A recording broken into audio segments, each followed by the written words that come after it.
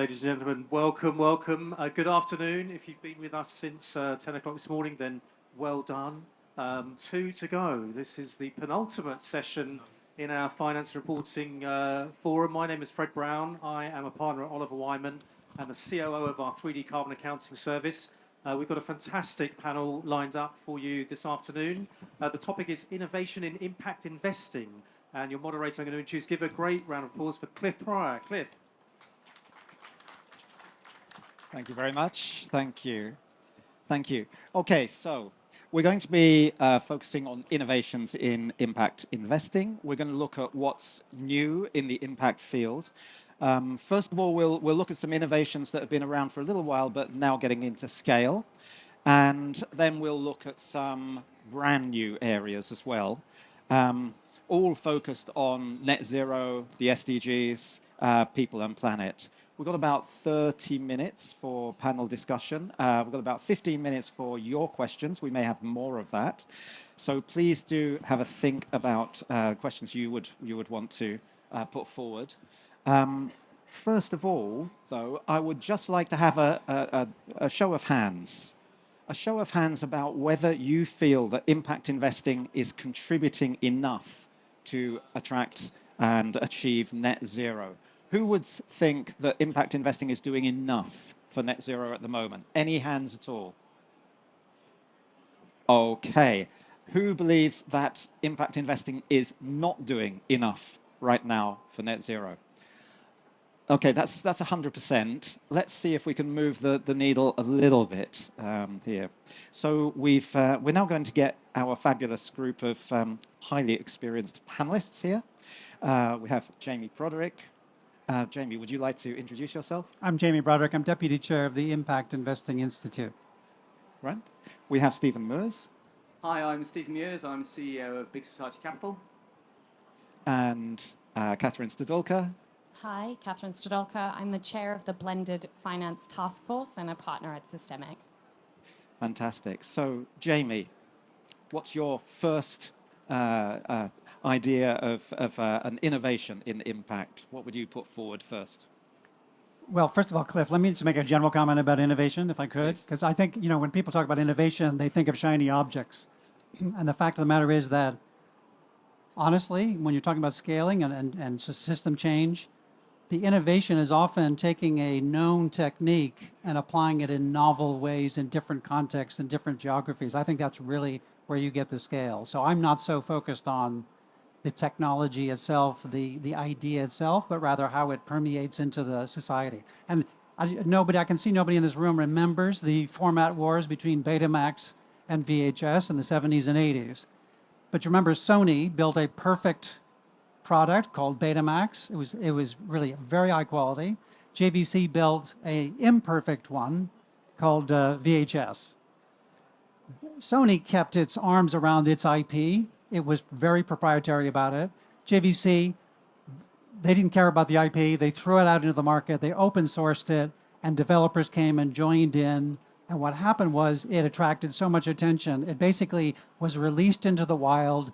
It became part of society. The cost came down, and the rest is history.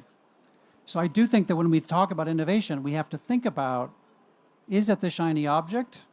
Is it the tech object? Or is it a novel application of a known technique?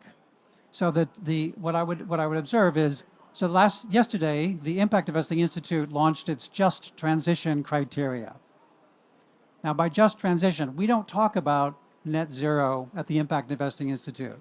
We only talk about the just transition to net zero, because the fundamental concept there is that you won't ever get to net zero unless it's a just transition, unless you build consensus around it. And if you think about, you all know examples of NIMBYism or active resistance or lack of acceptance of some of the technologies that we know work for climate, but people resist. There isn't the political consensus in many cases.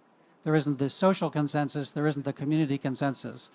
So what we did was we built a set of criteria in working with other people, again, a collaborative event, working with other people to build a set of criteria that would define a just transition product. It has 3 dimensions. There's a climate dimension, so the product has to have a climate dimension. it has to contribute to social equity and distribution, and it has to engage community voice. So basically, we're taking, and these aren't revolutionary concepts, but what we did was we crystallized that concept that you can't get to net zero unless you bring society along, and we package that into a concept for an investment product. And our concept is, if you take £2 million, call it roughly, in net, climate-related investment, we think we can get half of that to embrace the concept of just transition products. So take those climate investments that take the 2 trillion and take at least half of that and say it's going to contribute to climate, but it's also going to engage people through the social contribution and the consultation through community voice. So there's one. It's not a shiny object, but it crystallizes and packages, productizes a fundamental philosophical concept. I think that's really great, Jamie, and I'm old enough to know about Betamax and VHS. I figured you were. And absolutely, and so many innovations as well that have been accidental. I used to work in healthcare, and some very famous little blue pills were intended for a completely different process, which didn't work, but had a side effect that was then picked up. So let's move on to Stephen. Where would you put your first area? Thanks, Cliff. Hope the mic is working and everyone can hear me all right. So this is very much actually in the spirit of Jamie's point about the interesting innovation not being the extremely cutting-edge piece of high science. And actually, what I'm more interested in, where I see quite a lot of innovation, is actually in ways of rolling out one of the most sort of stating the obvious basic things that we need to do for the net zero transition, which is decarbonising the built environment and particularly homes. Because taking particularly a UK perspective, and I work mainly in the UK, we have the least energy efficient homes in Europe, many very old, and a long history of underinvestment in effective energy efficiency. And the reason this is absolutely critical is, firstly, it's some of the potentially lowest cost carbon emission reductions that you can do if you do it right, if you do it at scale and do it in an effective way.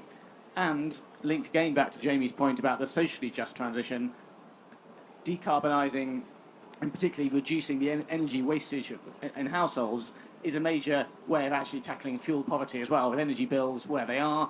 If you make fairly basic changes to some of the older housing stock we have, particularly in the UK, many households can save £400, £500, £600 a year, which for households on low income is the difference between fuel poverty and not being in fuel poverty. So that's the kind of the goal. What the interesting bit is, I think what we're seeing is increasing in different ways, different innovations about actually making that happen. The technology here is very simple. People have known how to improve the energy efficiency of an Edwardian house for years and years and years, just no one's done it or not at scale.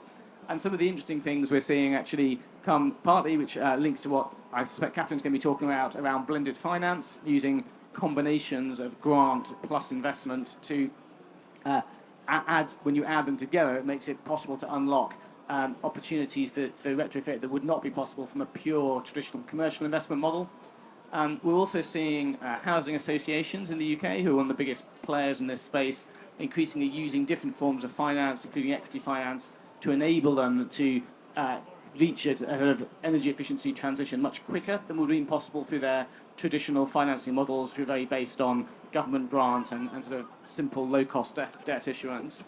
And then I think there's also sort of other finance is going to become possible with some of the, as technology shifts and we look at other things, including different heat sources, then there'll probably be another wave of different impact investing opportunities. But so I really think this is just about looking at what we know how to do, and we know we need to do at scale, and that makes basic economic sense. And it now makes even more economic sense given where energy prices are than was true a few years ago. So that there are initiatives which are now economically and commercially viable that were not pre-Ukraine war, pre-gas price spikes.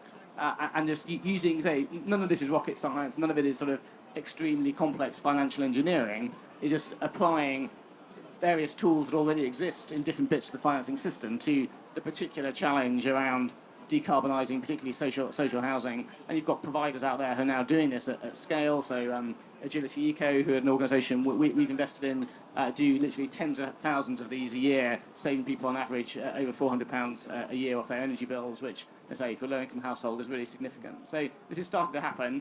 It should have happened years ago, but at least we're now making some progress. Thanks, Stephen. And again, that's requiring a range.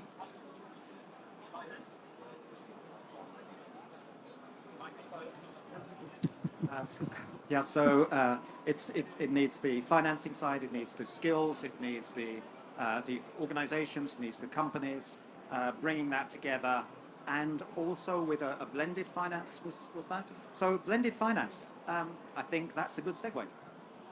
Thank you, and it's such a privilege to be on this panel. And I wasn't even late; it was the tech, which was fantastic. I think there has been real innovation in this relationship between public, philanthropic, and private capital. That's a nexus that tends to not speak the same language or want to play together. There are very different risk-return appetites, and there are fundamentally different biases which drive the capital from those different institutions. So I think there has been major innovation around this concept of blending.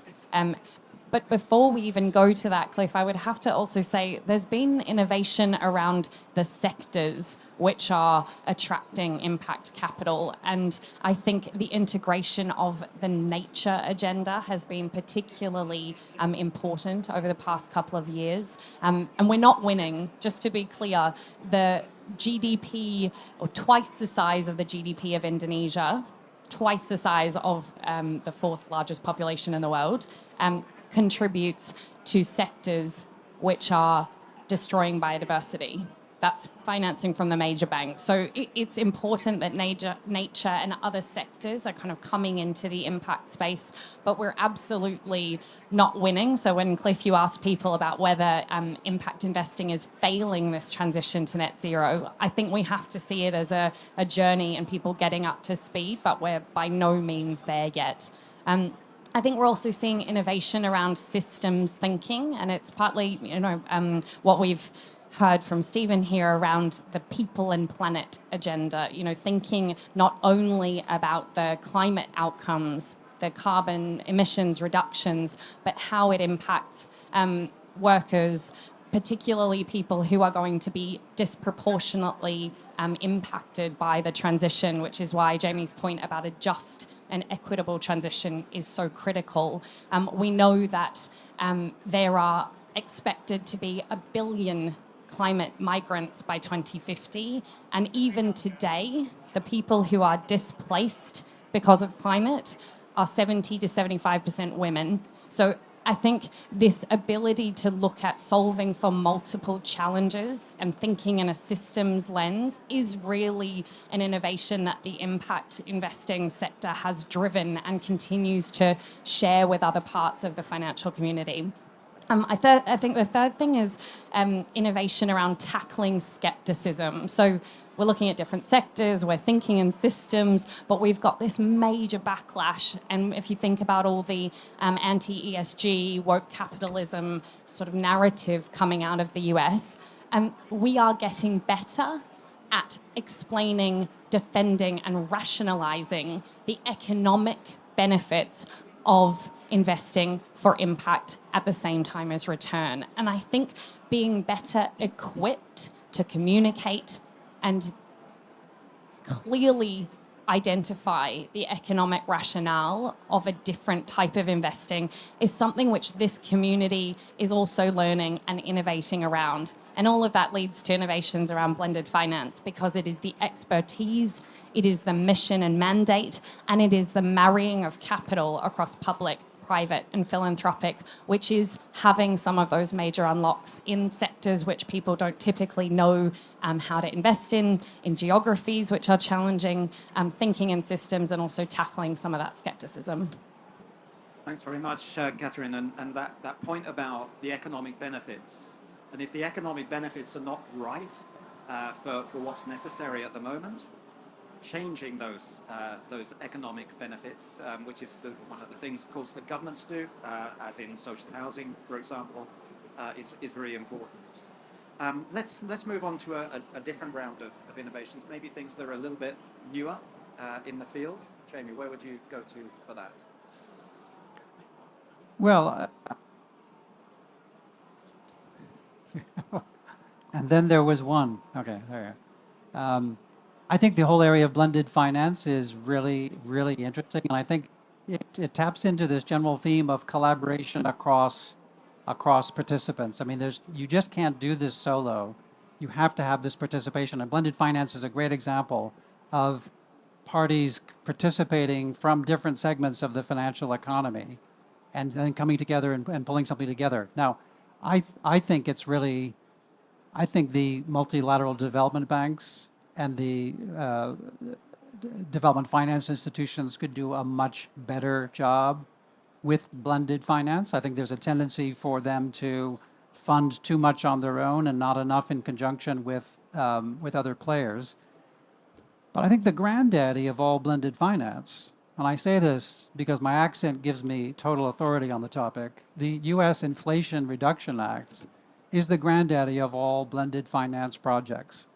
And remarkably, despite all the anti-woke, anti-ESG stuff going on in the U.S., the fact of the matter is that in addition to being quite sizable, so-called 369 billion over 10 years, it's structured in ways, it is specifically structured in the form of tax credits, guarantees. It's all blended finance. There's very little grant activity going on. It's all attempting to crowd in private capital, but also, and interestingly, it's all community-based. It really is. The projects are rooted in the communities. So the tax credits are available, the grants are available, the blended finance is available, but it's up to the communities to then build the projects. It's not a national top-down project. And so it combines this notion of blended finance with scale in terms of the amount of money available, and then gives the autonomy to the communities to say, how would you like to deploy this? And I think it's a really, really interesting model. And whether you can get to 369 billion in whatever country you come from or not, I think the concept of focus on blended finance, focus on enabling communities in the private market to engage, that is the innovation. And I think it's a really powerful one. Hugely powerful, and of such a scale that other jurisdictions, including the EU, are having to scrabble around to do something very similar. So if the US had started, a little bit parsimonious, let's test it a bit and then go bigger and what have you, that wouldn't have happened. But and Cliff, the other piece of this is really interesting is that in terms of gathering consensus, so we talked about NIMBYism and resistance to the climate agenda. Most of the projects so far have been in red states. So it speaks directly to, you talk about how do you convince the public? Well, you convince the public by showing them it's in their interest. And so it's remarkable that a lot of the projects are with people who would, from an ideological and political standpoint, not be supportive, but you've articulated the support in a way that they can relate to, and they see it as a form of self-interest. I think it's really, really skilled.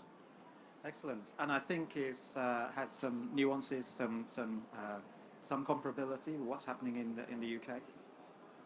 Yeah, thanks, Cliff. I think what I'll maybe pick up Jamie's point and sort of zoom down a bit more locally, perhaps. Jamie's given us a big picture about how the multilateral international institutions should be operating, and then also that the very large rock thrown in the pond, creating a lot of ripples in the US, which I think is a great example. But I think from a UK perspective, what's quite interesting and sort of the next wave of innovation is taking specific places, and particularly places where the transition to net zero is going to be very economically significant, and bringing together a range of finance tools, and again, to keep on a theme we've all talked about, public, private, philanthropic, sort of connecting up in specific places to pull together all the different parts that have to happen. Because if you're trying to transition your economic system from one fundamental form of energy to another, that touches an enormous number of pieces of life in society, and they all need to be addressed together. So, just to give a bit of a flavour of some of this sort of part of the country where this is being taken very seriously, and I think I've seen some exhibitors from around there in the hall today. So in around the Humber estuary, so Hull, Grimsby, that part of the UK, you've got an interesting combination of a growing industry in renewable energy, servicing some of the world's largest offshore wind farms that are being built in the North Sea from very high quality deep water ports in Hull and Immingham in particular, combined with some of the most deprived neighbourhoods in the UK because of the historic decline of the fishing industry and various other sources, actually some extremely low quality housing stock, back to my previous point, and a long sort of history of underinvestment in various types of both physical and social infrastructure. But what's interesting now is you're getting political leaders, business leaders, philanthropists trying to connect up the dots here and think, well, okay, we've got some physical infrastructure investment we need to make for the transition about how do we enable ourselves to ship the components of enormous wind turbines out to the North Sea. But also we need to change some of the local housing stock and physical infrastructure, both for different employees to live there, but also so the benefits of clean energy can actually be directly realised in some cases into local communities.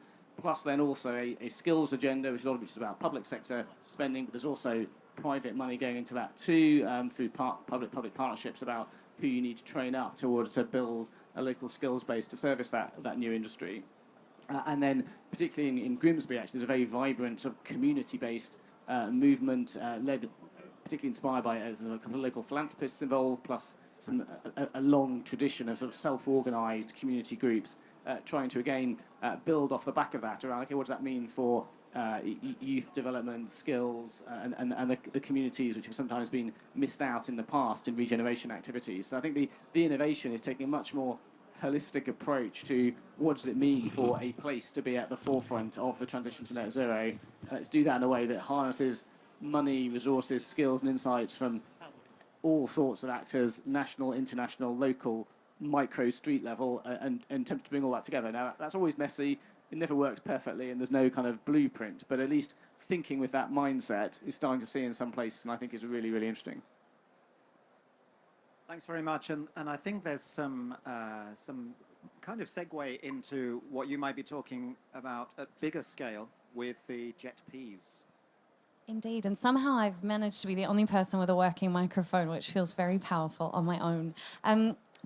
I would reflect on a couple of things, which is this challenge of scale. And I think we often see, whether it's blended or impact deals, coming out with very high transaction costs for not a lot of impact or not a lot of dollars, basically. You can point to some of the incredibly innovative blue bonds, particularly in the Caribbean states, and say that was real innovation. But if it takes 5 years to set up a blue bond or to have a nature-related debt swap, and then you're only getting a couple of $1 million out of it, you have to be evaluating the trade-offs and the transaction costs. And so when we talk about blended finance being an innovation, I think we need to be talking about a future version of these innovative financial structures, blue bonds, debt swaps, jet Ps, which I'll come to, which have lower transaction costs,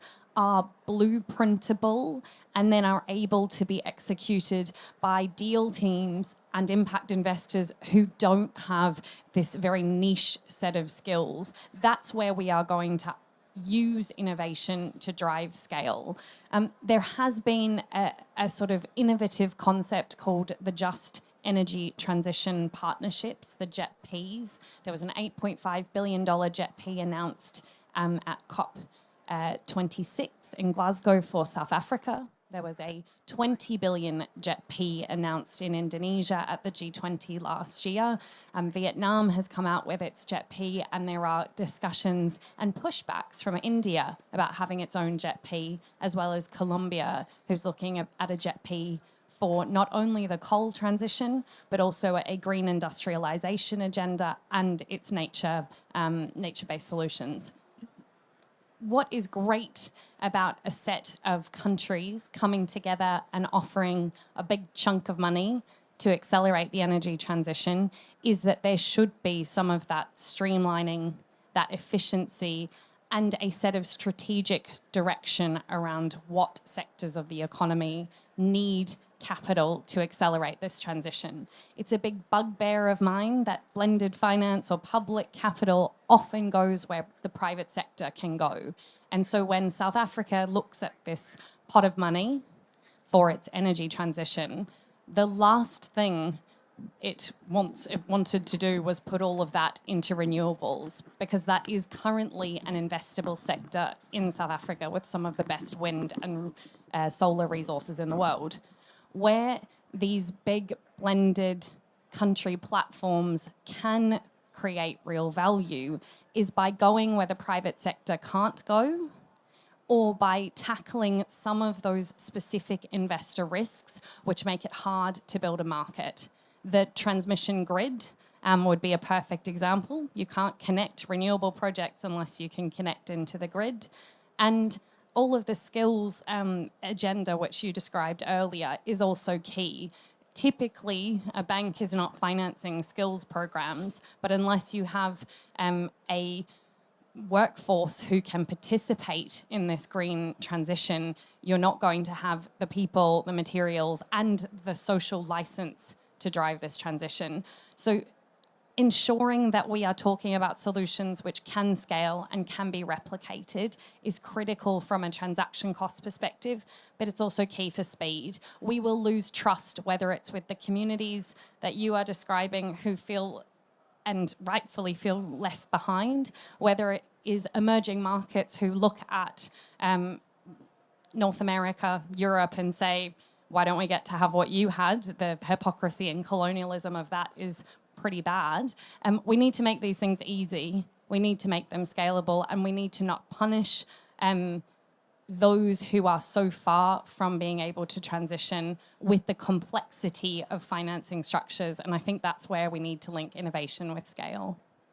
Thanks very much. So we're hearing there from use of existing tools, bringing systems together, bringing skills in, looking at scale, looking at the financial tools. And if the financial tools aren't quite right, then change them, blended finance and so on.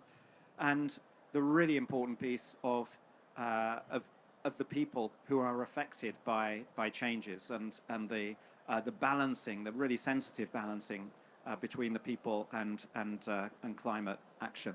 I think at this point it'd be really useful to get some questions from you, some ideas from you about what you think you would see or want to see innovations in impact in the coming years.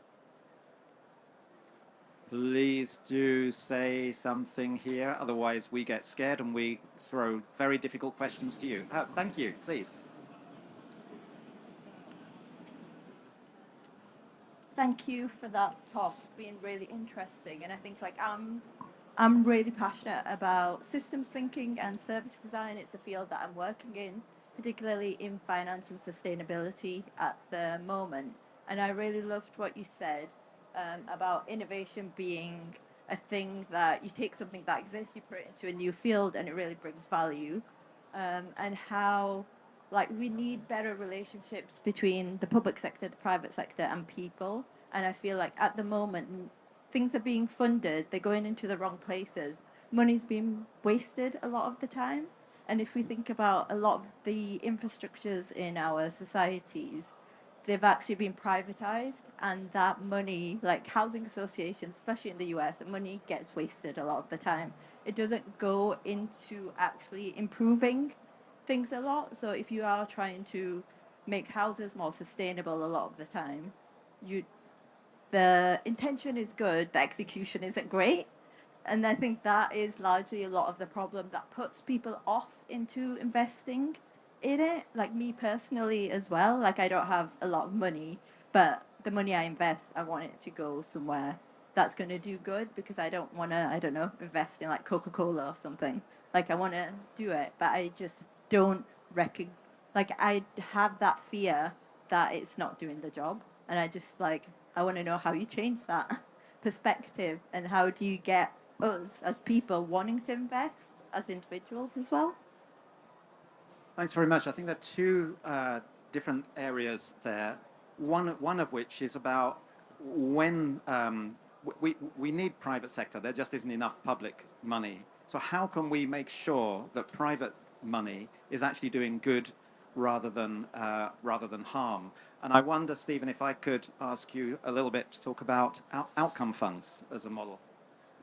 Yes, of course. This is a very specific example of a sort of public-private sector join up, which are called sort of outcomes funding or social outcomes funding. So to try and sort of simplify it, it's where the public sector takes a sort of big goal, which in the context of the just transition, it might be something like the skills that are needed for a future green economy. And then agrees to pay whoever has delivered that on the basis of outcomes. So if you know X number of people sustainably achieving qualifications and employment in those sectors and so on, but crucially not over specifying the delivery model and the inputs, because quite a lot of public sector provision historically has been very, very tightly specified around, you must deliver this kind of training course on this date to this kinds of people, rather than saying this is what we want to achieve, and we'll let innovation from the third sector and the private sector come up with different ways of doing that and be rewarded if it actually succeeds in the end, with investors providing the risk capital needed to deliver until you get paid back from the outcomes. And I think given that we need this sort of big skills shift if we're going to move the economy forward, if government tries to deliver that in a kind of traditional linear public sector education model driven by a kind of set of public institutions delivering the same course over and over again to the same people, we're not even going to get anywhere near it. I mean, it's just clearly not going to work. So we need a very different model, which is crucially is measuring those outcomes and reporting back on them, making it very transparent. By your point about transparency, I think is the crucial one, so people can see whether the goal is achieved or not, and see the impact being evidenced. I think this transparency and ability to look through to what's happening underneath is the critical bit to building that public confidence that you talk about. But thanks very much. I think the other point that you were making was, do you have the opportunity to invest in line with your values?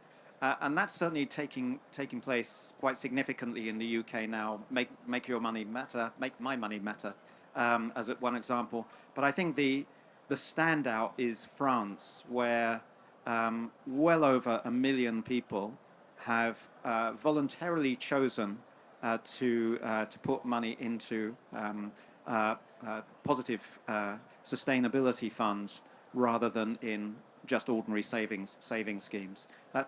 And actually right now at the moment is Change Now in Paris, a conference with 36,000 people in an impact and sustainability event. Saying nothing about what this event should be like next year, but I think 36,000 people, that's a good starting point. I saw a hand over here, please. Thank you. Thanks for sharing. So we all know impact investment is a quite nascent idea. It's just come into being, and the panel mentioned some financial tools like blue bonds. I'm just wondering if the party on the receiving end of these funds, they've failed to meet the target. They didn't deliver what they promised. Is there going to be any penalty at the end of the day? And also, as an impact investor, how do you measure the kind of damage from this kind of incident to your portfolio, maybe to this financial tool in general? Thank you. Thank you. Who would like to take that? Please? Yes. It's a really interesting question. Often the questions that I get asked are more about how do we ensure that these financial tools and innovations are designed in a way which is fit for purpose and demand driven for the end user. Let's say that's the country or the community. And so it's a good reminder of the challenge. And I think it also fits with your question. It's not just how do I use my money in a way that has impact, but is that a personal moral choice where I'm going to lose it all? Or is this actually a viable sort of set of investment opportunities that I can deploy money into and not think I'm going to basically just be frittering away my money? Is it impact investment or is it just charity? But the best thing I think about the technological advances we've had over the past couple of years are that we can meet some of those transparency challenges which Stephen was talking about. And your example about blue bonds or about sustainability-linked loans into reduced deforestation, for example. These are outcomes which the money should be linked to. Previously, you'd have grainy satellite data, or you wouldn't exactly know whether your money was doing good or not. Today, we have incredible imaging technology. We've got the ability to not just look at how many trees have been cut down or how much overfishing there was. We can understand whether coral is being lost or growing back. We can understand whether the biodiversity of the forests is improving or declining. And we can link the financial performance, including through interest rates. You know, we can link a reduction in interest payments if you're meeting milestones, and that's sort of a reverse outcome payment. And there are all sorts of innovations like that.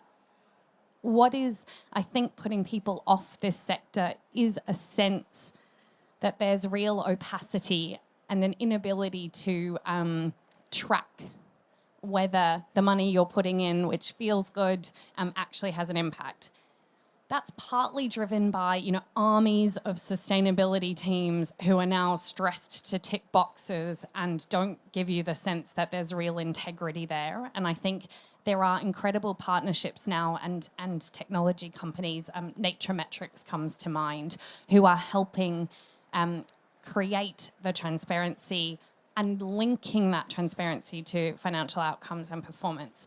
The other thing that's happening is that investors are voting with their feet, in a sense. So if they're, you know, if there's negative backlash around carbon credits, which you've been seeing in the media recently, the demand for those instruments is dropping off. I think the risk, again, that we have is, you mentioned it's a nascent sector. The risk we have with that is that you thin out these nascent industries rather than building depth and integrity in the market. And so I would encourage this group to be not only courageous, but also to partner with organizations and technology providers who can validate emissions reductions, avoided deforestation, the destruction of wild fisheries, rather than saying, oh, it's too hard to measure and so we shouldn't be doing that. Because we worked with Make My Money Matter around the deforestation agenda. Your pension funds in the UK, about a third of them are going into deforestation-linked assets or companies. You just don't know it because pension funds are invested in multiple different asset classes and institutions. I know I'm rambling on about this, but I'm incredibly committed to not having the risks pull capital out, but actually leaning in and building those partners and those verification standards and those technologies which can hold the capital to account. Because whatever you're doing now, it's doing bad stuff. Just because you might know more about it in the blue bond doesn't mean that it's worse. It just means that we're learning more and bringing depth to the market. Cliff, can I make an additional comment? Okay. You put your finger on the logic of the just transition criteria.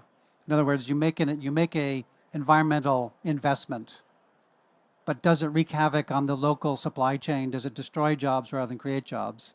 And how do the people feel about it? So what we're trying to do is we're trying to develop the concept of a just transition criteria so that an investment is accountable for the environmental intervention, but also has to be accountable for what the social impact is.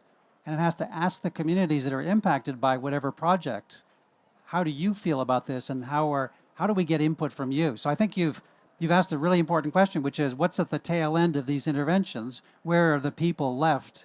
And that's one of the things that we're trying to build with the just transition criteria. That's the whole purpose of it, is to capture that, the full life cycle of an intervention. Thanks very much, Jamie. We've got time for one quick question now. Hi. I think a lot of the discussion seems to be at a sort of government or regional level, which for entrepreneurs is like way up in the sky above us. And I'm just wondering, you know, what is the opinion of the panel out there for mission-led businesses? What's there? What's available? Is it all just for people bigger than us, or is there something there? Thanks very much. So for the small, the medium, even the micro enterprises, Yeah, I can just say a bit, again, from a UK context. So certainly the investment funds that we work with from Big Society Capital operate at a scale of everything from working with the big housing association at hundreds of millions to small and indeed micro enterprises working in particular communities where the investment sums are a few tens of thousands, and there is impact finance available all the way across that spectrum. It's different money, different kinds of investment, and so on. But there's a wide amount out there. I'd recommend if there are sort of socially minded entrepreneurs in the room, look at Good Finance. Goodfinance.co.uk. It's a website that we were sort of instrumental in setting up, which has routes into lots of the providers of sort of social impact finance, particularly here in the UK. Fantastic. So, right at the start, I asked, are we doing enough with impact investing to achieve net zero? The answer was no. Do people now feel that we have got a little bit more positive about the role of impact investing? Who would say yes to that? A little bit more positive. Hey, yeah, that's, I think maybe a quarter. We'll definitely take that. We've had some progress there. So look, this is just a small amount of the innovation that is happening in this field of impact investing. My sense is that finance is probably the single most powerful tool that we have to achieve our net zero approaches. We are not going to do it just by throwing loads of money in it. We need to be very careful about how we can use it. We are seeing over the next few years global harmonized standards, taxonomies, regulatory reporting systems, even potentially impact valuation, all of which is still finance. It's just tilting the balance between making it easier to do good, making it a little bit harder to do the bad stuff. And some of the innovations that we've heard of here are all about that kind of approach, of a systemic approach to achieving. Well, any last words from any of our panelists here? I would say it's an evolving process. We're getting much better at it. We started, at a lower base. I think the progress we're making is clear, but it's incremental. My last word is that we are failing if you've asked the question that you've asked. It's very important feedback. This isn't just a concept that's sitting at the government level. The answer to your question is yes, there are incredible innovations in the nature space and the climate space. I can send you a ton. But even at the Coca-Cola level, they should see throughout an entire supply chain ways that they can behave differently and create value through that, all the way down to the micro SMEs. And so the answer is yes, but we've got work to do to communicate that in a better way. So thanks for the question. And Stephen? Just a final, very macro comment, which I think is all the innovations about approaches and tools and techniques is fine, but that's almost the infrastructure for a bigger shift, which is about norms and values. What is it acceptable to invest in, and what is it not acceptable to invest in? And when that dial starts to shift, then that beds into mindsets, approaches, and just how people do business, and that's what really moves the bigger picture. Thanks very much for my wonderful panelists. Jamie, Stephen, Catherine, thanks very much. Thanks for all of you. Thank you.